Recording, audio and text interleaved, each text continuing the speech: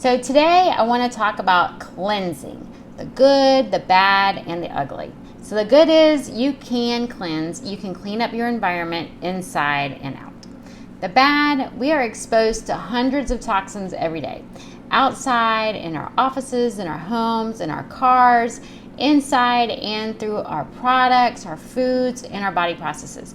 Everything that we eat, everything we breathe, everything we drink, anything that comes in contact to our skin, as far as like lotions and body products and all those things, are absorbed into our bodies. So we do need to get them out. We're exposed to so many different things. If we think back to millions of years ago, I don't know how far back people were.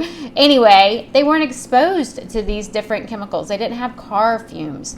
They didn't have VOCs in their home environments, things like that. So there's a lot of things that we're exposed to that our bodies aren't used to. And the scary thing is we're breathing them and drinking them and eating them right now. You hear about things like acid rain, glyphosate in our rainwater. And so it's just everywhere. Even in the middle of nowhere where I live on a farm where we don't use any chemicals or sprays or anything like that. Unfortunately, chemicals are still detected in our area. So hearing this and reading this can make us really angry and frustrated and confused. It's like, what are the answers? But our body was created to keep us alive. Our liver was created to cleanse and remove things. If you watched my Love Your Liver class, love your liver, then you learned all about how much your liver does for you. And so do your kidneys. Your kidneys remove so many things from your bloodstream to help protect you. We need to nourish the liver. We need to keep it clean, and we need to do our part to keep it healthy so it will keep us healthy. We also need to nourish and cleanse the kidneys, because once everything leaves the liver, it goes to the bowels so that you can be eliminating all of those toxins, but it also goes to your kidneys. So some of those chemicals are removed, and then they're made soluble, and they go to the liver to be cleansed, and they can get clogged up into those tiny little filters that you have in your kidneys. So we have to make sure that we are protecting both of these. And so there are several herbs that we can use that can help to cleanse both of these. Now, it doesn't do us any good to focus on the liver if we don't have anywhere for these things to go. So if we are constipated, we're not going to the bathroom regularly, then those things are not going to be able to be eliminated. We have to make sure that that path is clear. And so there's certain herbs that you can use to make sure those are clear. There's things like Cascara sagrada. There's things like ginger.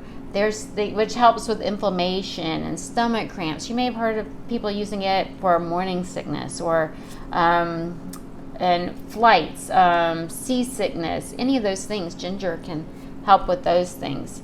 And so there are some herbs that can help with that. But herbs that are specific to the kidneys are things that you have in your kitchen, like parsley. Of course, you might have ginger for your lower bowel, but parsley is fabulous for the kidneys. It helps your kidneys to flush things. And so it's a good idea to not just sprinkle a little bit of parsley on a plate. We see it like as a garnish, but maybe include it in things like your green smoothies or your green juices. Sprinkle it some on your salad or top your soup or a zoodle dish or something like that.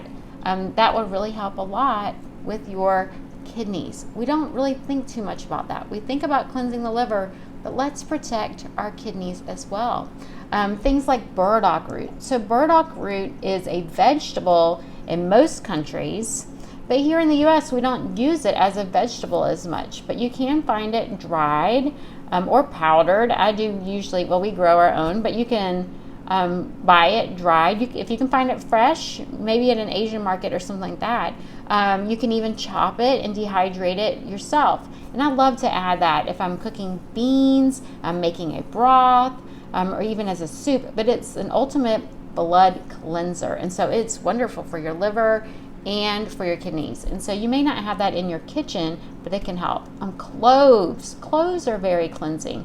And so that's something that's easy to get at your grocery store and to have on hand. I buy mine at Mountain Rose Herbs, and I keep them in the freezer. And that's even something that's helpful for even cleansing your mouth. So if you're out somewhere where you can't brush your teeth and you have a meal, maybe that's lots of onions and garlic, and you don't want to be breathing that anymore, you can put a clove in your mouth and just hold it up, like tuck it in here between your cheek and your teeth for a little while, and that will help even clean your mouth.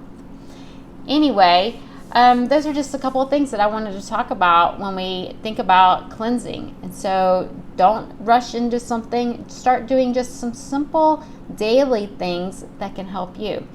With the parsley, you also want to make sure you're drinking water. One of the biggest challenges that many of my clients have is drinking enough water. You want half your body weight in water each day. Now, if you're eating water-rich foods, lots of fruits, and some of those fruit vegetables, those that we call vegetables, but they're probably a fruit, like tomatoes, bell peppers, zucchini, squash, those are very high in water. So if you're eating a lot of those, then you are getting some naturally filtered water. But I encourage you to drink some real pure water as well. Aim for about half your body weight in water. And that also helps to thin the blood a little, to get through those kidneys, and to help flush things out as well.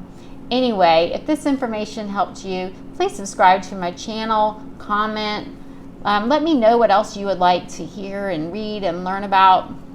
I love to share, and I love to hear from you.